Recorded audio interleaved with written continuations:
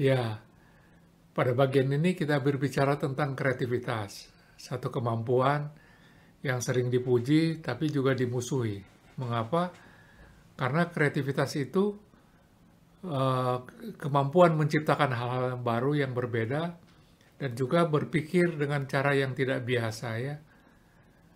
Nah, ini menimbulkan memang dipuji karena menghasilkan hal-hal yang baru, tapi dimusuhi karena membuat kita berbeda dengan orang lain. Nah, mengapa kita bicara kreativitas dalam relasi ini?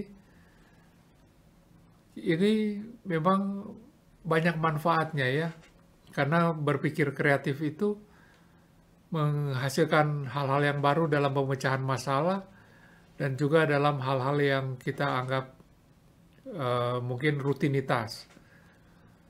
Tapi pada saat yang sama kita membutuhkan memberikan ruang bagi adanya kreativitas dan perbedaan itu.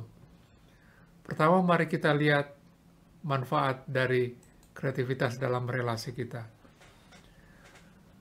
Rupanya kreativitas itu sangat penting untuk bisa kita memecahkan masalah yang dihadapi oleh keluarga kita, pasangan kita ya. Masalah-masalah yang dengan cara konvensional itu tidak bisa kita pecahkan. Kedua, kreativitas itu bisa membuat kita keluar dari rutinitas yang mungkin membosankan relasi kita itu ya. Dengan menggunakan kreativitas, kita bisa menyegarkan kembali relasi kita. Kemudian, kreativitas memberikan lebih dari satu pilihan, berbagai pilihan untuk menjalankan relasi. Kemudian kreativitas juga itu kita simpulkan bisa membangun hubungan kita menjadi lebih baik. Nah, itu manfaatnya. Kondisi psikologis apa yang harus kita cermati ya untuk membuat kita tidak terhalang dalam kreativitas kita? Biasanya ada dua penghalang, yaitu penghalang pribadi dan penghalang budaya. Ini kita be aware ya. Secara pribadi itu ada kita sudah terbiasa melakukan sesuatu dengan cara tertentu bertahun-tahun, puluhan tahun, sehingga kita secara pribadi tidak bisa berubah. Ada semacam keyakinan bahwa hal-hal tertentu harus dilakukan dengan cara tertentu. Kemudian ketiga itu ada rasa takut gagal ya. Nah itu secara pribadi dan itu tidak terlepas juga dari budaya. Ada budaya-budaya yang menilai tinggi logika ya, membuat berat untuk berubah atau harus praktis, harus mengerjakan satu dengan cara tertentu sehingga kalau kita berubah itu budaya itu tidak mendukung. Nah, untuk mempelajari hambatan-hambatan itu mari kita lakukan aktivitas 13.7. Dalam aktivitas 13.7 ini kita belajar untuk mengatasi kepercayaan lama atau kebiasaan yang lama ya. Misalnya dalam asosiasi perkataan, asosiasi verbal, kita terbiasa untuk mempadankan kata-kata tertentu dengan kata-kata yang sama selalu ya. Mari silakan kita coba aktivitas 13.7.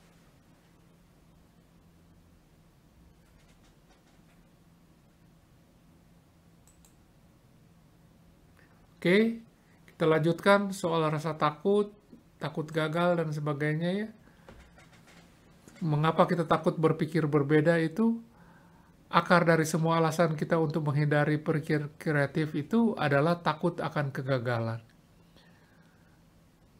Gagal apa ya? Mungkin kita takut gagal menjadi orang yang kuat ya. Tidak kenal takut, pikiran yang waras misalnya ya. Kita takut tidak dianggap seperti itu. Padahal yang namanya waras itu biasanya konservatif ya. Kemudian kita ingin dianggap orang cerdas, kita takut dianggap tidak cerdas atau tidak praktis. Kita ingin dianggap komunikator yang baik, di mana ide-ide kita bisa diterima. Oleh sebab itu, malah kita menyesuaikan ide kita supaya bisa diterima banyak orang. atau berapa jenis hambatan-hambatan lainnya ya. Jadi ini rasa-rasa takut yang menghantui kita yang sebenarnya tidak perlu.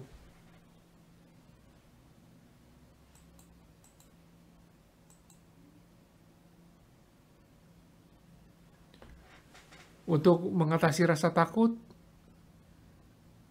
kita coba identifikasi ya, kita lakukan aktivitas 11.8, mengidentifikasi alasan untuk kita tidak sharing pemikiran kreatif kita itu ya. Apakah kita lumpuh karena takut gagal? Apa kita sebenarnya mengkhawatirkan ya? Apa yang kita khawatirkan untuk membatasi kita menggunakan kemampuan kreatif kita? Mari kita periksa alasan-alasan mungkin terjadi itu ya. Kita kerjakan aktivitas 13.8.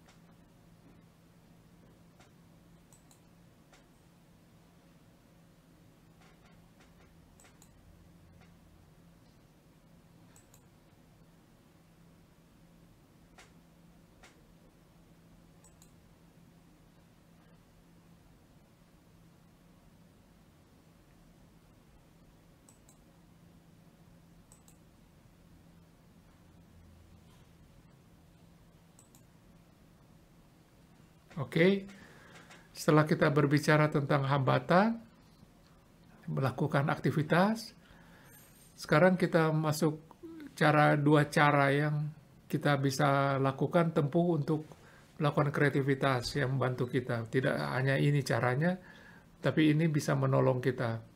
Satu pendekatan analitis, yang satu kita sebut pendekatan rekayasa detail. Sekarang pendekatan analitis itu seperti apa?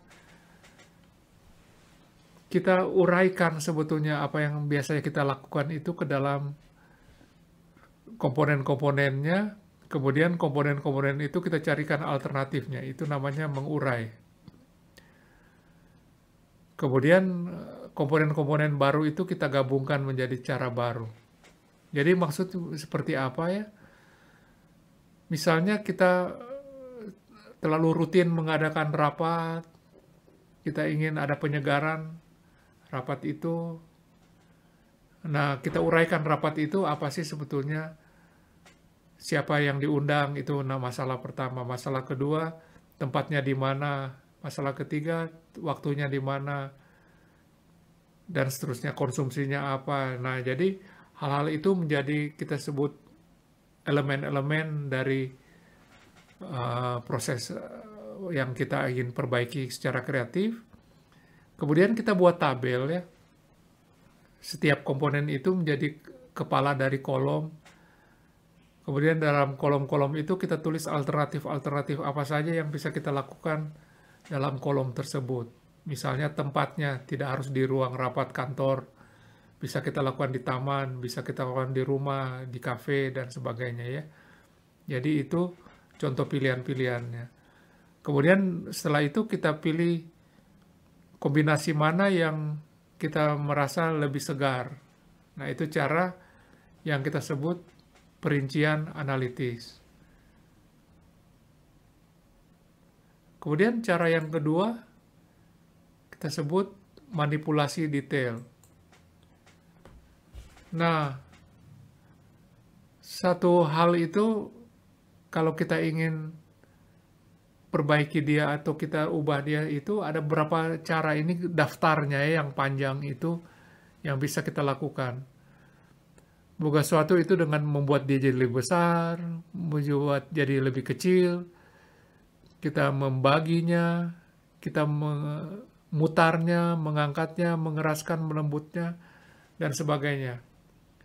Maksudnya seperti apa? Saudara-saudara, misalnya ya sederhana saja komputer. Komputer dulu itu sebesar rumah atau sebesar gedung. Kemudian kita perkecil, sekarang itu bisa sangat kecil ukurannya, bisa kita tenteng. Ada hal-hal yang bisa kita lakukan dengan memilih salah satu dari cara manipulasi yang di sini, yang mengubah dia menjadi bentuk yang baru. Jadi ada dua pendekatan tadi itu ya. Yang pertama, tadi soal analitis, kita mengurai dan komponen-komponennya itu kita cari alternatifnya. Atau cara yang kedua itu formnya itu kita perbaiki. Kita ubah, bukan perbaiki ya, kita ubah dengan cara-cara yang begitu banyak pilihannya. Oke? Dan tentu ada masih banyak cara lagi yang bisa kita lakukan untuk mencapai kreativitas. Tapi memang pada esensinya, kreativitas itu adalah upaya sadar. Semakin kita menyisihkan asosiasi kebiasaan dan berlatih membuat koneksi baru, maka semakin tinggi kemungkinan kita akan jadi kreatif dalam aspek lain dalam hidup kita. Jadi berpikir kreatif itu semakin kita membuat kebiasaan, ya, buat koneksi-koneksi yang baru. Kemudian semakin banyak kita mencoba teknik analitik baru, mengambil risiko yang wajar, buka diri untuk pengalaman baru dengan potensi kegagalan tentu saja, maka semakin banyak kita dapat meningkatkan pendekatan kreatif kita, baik dalam hubungan interpersonal, mungkin dalam relasi-relasi yang lain yang kita harapkan. Nah, demikian hal terkait dengan menjadi kreatif. Jadi kreatif itu kita bisa lakukan dengan cara yang sadar.